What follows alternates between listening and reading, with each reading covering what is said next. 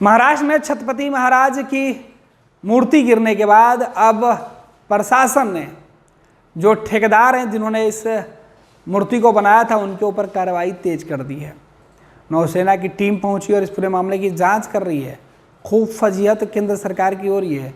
दरअसल महाराष्ट्र में बीजेपी की सरकार और केंद्र में भी बीजेपी की सरकार है। महाराष्ट्र के अंदर गठबंधन की सरकार है और तकरीबन 1 साल भी नहीं हुए हैं। 1 साल पहले पिछली साल प्रधानमंत्री नरेंद्र मोदी ने छत्रपति शिवाजी महाराज की प्रतिमा का सीधे तौर पर अनावरण किया था और कल वो धराशायी हो गई।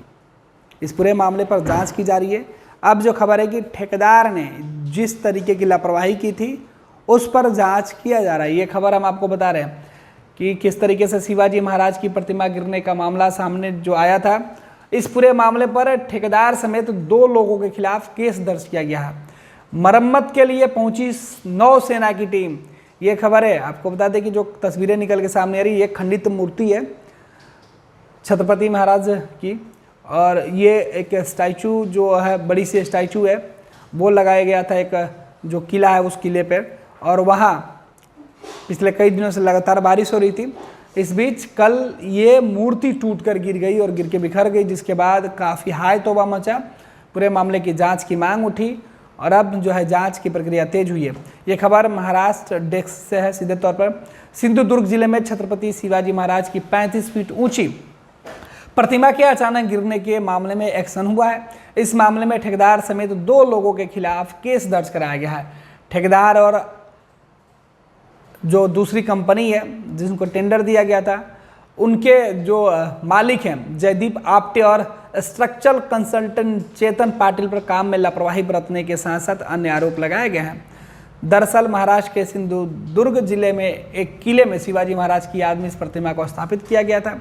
नौसेना दिवस समारोह के साथ पिछले साल 4 दिसंबर को प्रधानमंत्री नरेंद्र मोदी ने छत्रपति शिवाजी महाराज की प्रतिमा का अनावरण किया था।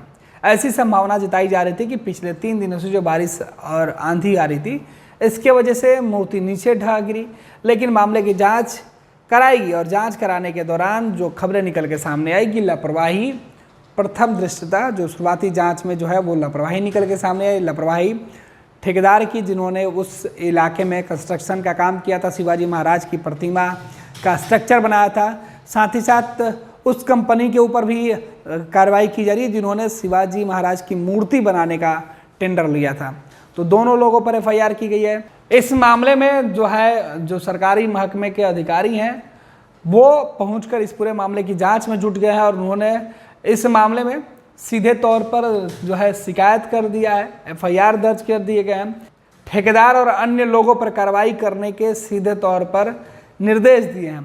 इस बीच भारतीय नौसेना एक्टिव हुई है। इस घटना पर उन्होंने चिंता जताई है। उन्होंने कहा कि इस तरीके की लापरवाही हुई और अब नौसेना के जो इंजीनियर हैं वो इस मूर्ति के पुनः निर्माण की जिम्मेवारी को संभाल रहे हैं और मूर्ति को फिर से लगाने का जो है वो उन्होंने तैयारी शुरू कर दी है।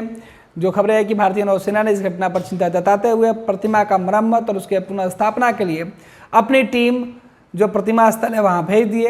आपको बता दें कि शिवाजी महाराज की प्रतिमा को स्थापित करने में 3600 करोड़ रुपए की लागत आई थी।